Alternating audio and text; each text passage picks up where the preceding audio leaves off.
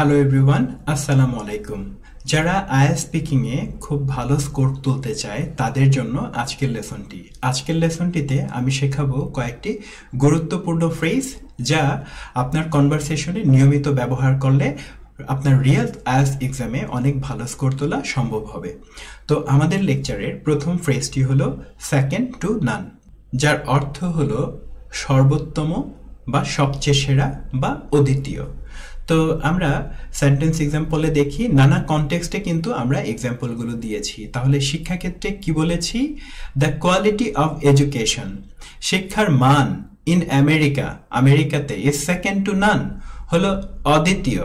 তার মানে second two নান এটার সাথে আমি একটা বি ভার্ব অর্থাৎ ইজ ব্যবহার করলাম। আচ্ছা, এবার ওয়ার্ক এনভায়রনমেন্ট নিয়ে আমরা বলবো, the work culture at my company is second two নান, আমার কোম্পানিতে কাজের সংস্কৃতি হলো অদ্বিতীয় বা সর্বোত্তম বা সবচেয়ে সেরা। আচ্ছা, কাস্টমার সার্ভিস নিয়ে কি বলবো? I always shop at that store, আমি সবসময় সেই দোকানটাতে কেনাকাটা করি। বিকজ দেয়ার কাস্টমার সার্ভিস, কারণ তাদের কাস্টমার সার্ভিস ইজ হলো সেকেন্ড টু নান, অদ্বিতীয়। আচ্ছা, তাহলে হেলথ কেয়ার সিচুয়েশন নিয়ে কিভাবে কথা বলবেন? The health care facilities in my city, আমার শহরের যে স্বাস্থ্যসেবা আর সেকেন্ড টু নান, এগুলো হলো অদ্বিতীয়। তো এখানে আর কেন বসলো? কারণ এখানে ফ্যাসিলিটিস হলো প্লুরাল, এজন্য এটার সাথে আর বসেছে। ট্যুরিজম নিয়ে কিভাবে বলবো? The natural beauty of this reason, এই অঞ্চলের যে প্রাকৃতিক সৌন্দর্য ইজ সেকেন্ড টু নান, এটা হলো অদ্বিতীয়। তাহলে সেকেন্ড টু নানের সাথে কিন্তু প্রতিনিয়ত আমাদেরকে বি ভার্ব ব্যবহার করতে হচ্ছে, কখনো আর বা কখনো ইজ। এবার আমরা কুজিন নিয়ে কিভাবে বলতে পারি? The food in my home town is second two নান, আমার হোম টাউনের, জেলার বা আমার শহরের খাবার হচ্ছে অদ্বিতীয়, সর্বোত্তম বা সবচেয়ে সেরা। কমিউনিটি সাপোর্ট নিয়ে কিভাবে বলতে পারি? দ্য সেন্স মানে হচ্ছে মনোভাব বা বোধ, of community in my neighbourhood মানে হচ্ছে এলাকা, আমার এলাকার যে হচ্ছে সম্প্রদায়ের যে বোধ, সেটা হচ্ছে ইজ সেকেন্ড টু নান, এটা হলো অদ্বিতীয় বা সবচেয়ে সেরা। এবার আমরা চলে যাব আমাদের লেসনের দ্বিতীয় গুরুত্বপূর্ণ ফ্রেজটিতে। আমরা দ্বিতীয় গুরুত্বপূর্ণ ফ্রেজটি দেখতে পাচ্ছি অন ক্লাউড নাইন, মানে হচ্ছে অত্যন্ত আনন্দিত। আর অন ক্লাউড নাইনের সাথে অবশ্যই একটা ভার্ব লাগবে, যেমন এখানে বসিয়েছি put me on cloud nine, যার অর্থ হলো আমাকে অত্যন্ত আনন্দিত করেছিল। তো আমি যদি এখানে বলতে চাই যে পুট সামবডি, অন্য কারো নামও বলা যাবে, অন ক্লাউড নাইন, কাউকে অত্যন্ত আনন্দিত করেছিল। আমি যদি বলি put my family members on cloud nine, আমার পরিবারের সদস্যদেরকে অত্যন্ত আনন্দিত করেছিল। খুবই সুন্দর একটা ফ্রেজ যা আপনি নানান কনটেক্সটে ব্যবহার করবেন। তাহলে প্রথম যে বাক্যটা সেটা হলো গিফট নিয়ে। আপনি কি বলতে পারেন? The gift from my friend put me on cloud nine, আমার বন্ধুর কাছ থেকে উপহারটি আমাকে অত্যন্ত আনন্দিত করেছিল। বন্ধু উপহার দিয়েছিল যা আপনাকে অত্যন্ত আনন্দিত করেছিল। আচ্ছা, খেলাধুলার হচ্ছে জয়, এটা নিয়ে কি বলতে পারেন? আওয়ার টিম ওয়ান, আমাদের টিম জয়লাভ করেছিল। And we were on cloud nine, এবং আমরা ছিলাম অত্যন্ত আনন্দিত।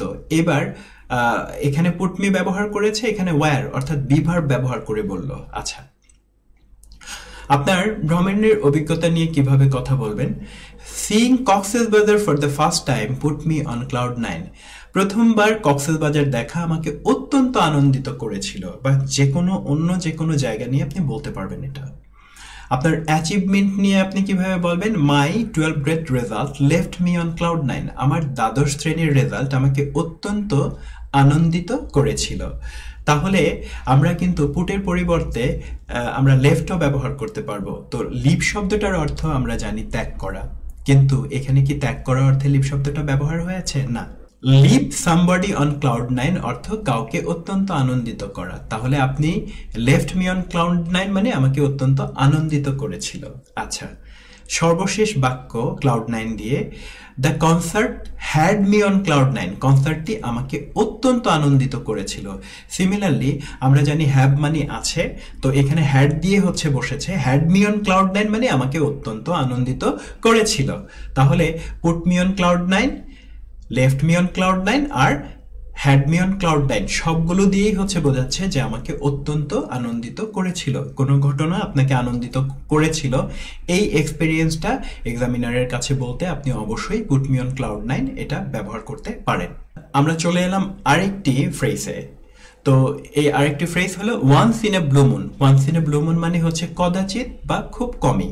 আচ্ছা, পার্সোনাল এক্সপিরিয়েন্স কিভাবে বলবেন? I visit my home town once in a blue moon. আমি আমার শহরে খুব কমই যাই, অর্থাৎ হোম টাউন মানে জেলাতে খুব কমই যাই বা কদাচিৎ যাই। তাহলে once in a blue moon মানে খুব কম বা কদাচিৎ। সোশ্যাল গ্যাদারিং নিয়ে কিভাবে বলতে পারি? I meet up with college friends once in a blue moon. কলেজের বন্ধুদের সাথে আমার খুব কমই দেখা হয়। এক্সারসাইজ নিয়ে কি বলতে পারি? আই জগ, আমি জগিং করি once in a blue moon, কদাচিৎ বা খুব কমই। এন্টারটেনমেন্ট নিয়ে আমরা কি বলতে পারি? I attend concerts once in a blue moon, আমি কদাচিৎ কনসার্টে অংশগ্রহণ করি। We visit our relatives, visit relatives মানে আত্মীয় স্বজনের সাথে দেখা করা, once in a blue moon, কদাচিৎ। We travel abroad once in a blue moon, আমরা খুব কমই বিদেশ ভ্রমণ করি। We dine at fancy restaurant once in a blue moon. Fancy restaurants মানে হচ্ছে খুব উচ্চমানের রেস্তোরাঁ বা মনোরম রেস্তোরাঁ বা শৌখিন রেস্তোরাঁ বা দেখতে খুব ভাল লাগে এইরকম রেস্তোরাঁকে আমরা ফ্যান্সি রেস্টুরেন্ট বলে থাকি। তাহলে আমরা উচ্চমানের রেস্তোরাঁতে খুব কমই খাবার খাই once in a blue moon. তাহলে আমরা কিন্তু আজকের লেকচারে সব মিলিয়ে 3টি ফ্রেজ ব্যবহার করতে শিখেছি, আর আগামী লেকচারে আমি আরো 4টি ফ্রেজ আপনাদেরকে শেখাবো। এভাবে স্পিকিং এর জন্য আপনাদেরকে আমি 30 থেকে 40টি ফ্রেজ শেখাবো যা স্পিকিং এর নানা কনটেক্সটে ব্যবহার করতে পারবেন।